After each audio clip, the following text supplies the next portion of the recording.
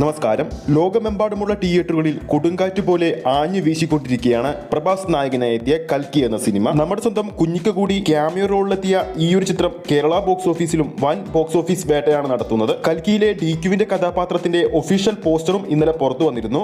Captain എന്ന കഥാപാത്രമാണ് DQ ചിത്രത്തിൽ അവതരിപ്പിക്കുന്നത്.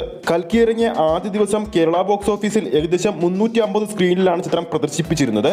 എന്നാൽ ചിത്രത്തിന്റെ മൂന്നാം ദിവസം സ്ക്രീൻ കൗണ്ടുകൾ വർദ്ധിപ്പിച്ചിരിക്കുകയാണ്. ഏകദേശം മൂന്നാം ദിവസം 425 സ്ക്രീനിലാണ് ചിത്രം പ്രദർശിപ്പിക്കുന്നത്. കൽക്കിയുടെ വിതരണാവകാശം കേരളത്തിൽ സ്വന്തമാക്കിയത് DQവിന്റെ നിർമ്മാണ കമ്പനിയാണ്. ഏകദേശം 6 കോടി മുടക്കിയാണ് ചിത്രത്തിന്റെ വിതരണാവകാശം DQവിന്റെ നിർമ്മാണ കമ്പനി സ്വന്തമാക്കിയത്. ഇപ്പോഴത്തെ കൽക്കിയുടെ ആദ്യ വീക്കെൻഡിൽ തന്നെ കേരളത്തിൽ ചിത്രം വൻ ലാഭം നേടിക്കൊണ്ടിരിക്കുകയാണ്. കൽക്കി ഇറങ്ങിയ ആദ്യ ദിവസം കേരള ബോക്സ് ഓഫീസിൽ നിന്നും 2,86,00,000 രൂപയും രണ്ടാം ദിനം അത് 2,74,00,000 രൂപയും സ്വന്തമാക്കി.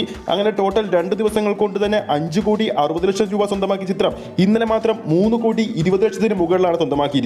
കേരള ബോക്സ് ഓഫീസിൽ ആദ്യ 3 ദിവസങ്ങൾ കൊണ്ട് തന്നെ 8,80,00,000 ചിത്രം സ്വന്തമാക്കിയിരിക്കുന്നത്. കൽക്കിയുടെ 4ാം ദിവസമായി ഇന്ന് ഞായറാഴ്ച ആയതുകൊണ്ട് തന്നെ ചിത്രം കേരള ബോക്സ് ഓഫീസിൽ നിന്നും 4 കോടിക്ക് മുകളിൽ ഒരു കളക്ഷനാണ് പ്രതീക്ഷിക്കുന്നത്.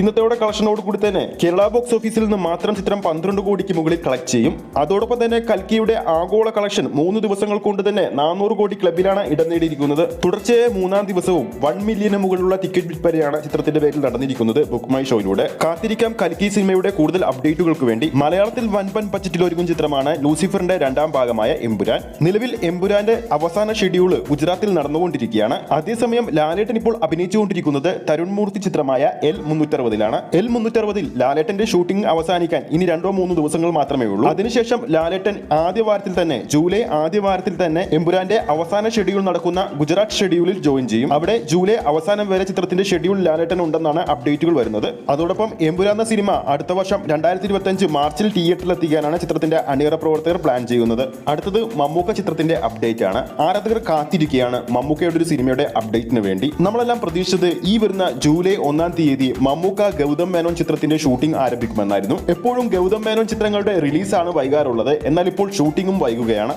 എന്നാൽ മമ്മൂക്ക ഗൗതം മേനോൻ ചിത്രത്തിന്റെ ഏറ്റവും പുതിയ അപ്ഡേറ്റുകൾ പ്രകാരം മമ്മൂട്ടി കമ്പനി നിർമ്മിക്കുന്ന ഈ ചിത്രത്തിന്റെ ഷൂട്ടിംഗ് ഈ വരുന്ന ജൂലൈ 5-ാം തീയതി തുടങ്ങുമെന്നാണ് ഏറ്റവും പുതിയ റിപ്പോർട്ടുകൾ സൂചിപ്പിക്കുന്നത്. ആദ്യം ഈ ഒരു ചിത്രത്തിൽ മമ്മൂക്കയുടെ നായികയായിട്ട് നയൻതാര എത്തുമെന്നും പിന്നീട് സമന്ത എത്തുമെന്നും അപ്ഡേറ്റുകൾ ഉണ്ടായിരുന്നു. എന്നാൽ ഇപ്പോൾ പുറത്തുവരുന്ന അപ്ഡേറ്റുകൾ പ്രകാരം ഈ രണ്ടുപേരും അല്ലാതെ മറ്റൊരു പുതുമുഖ താരമായിരിക്കും മമ്മൂക്കയുടെ നായികയെ എത്താൻ പോകുന്നതെന്നാണ് അപ്ഡേറ്റുകൾ വരുന്നത്. അപ്പോൾ മമ്മൂക്ക ഗൗതം മേനോൻ ചിത്രത്തിന്റെ കൂടുതൽ അപ്ഡേറ്റുകൾക്ക് വേണ്ടി നമുക്ക് കാത്തിരിക്കാം.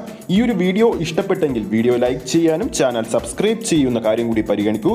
ഫേസ്ബുക്ക് പേജിലൂടെയാണ് നമ്മുടെ വീഡിയോ കാണുന്നതെങ്കിൽ ഫേസ്ബുക്ക് പേജ് ഫോളോ ചെയ്യുക. അടുത്തൊരു അപ്ഡേറ്റുമായി നമുക്ക് വീണ്ടും കാണാം.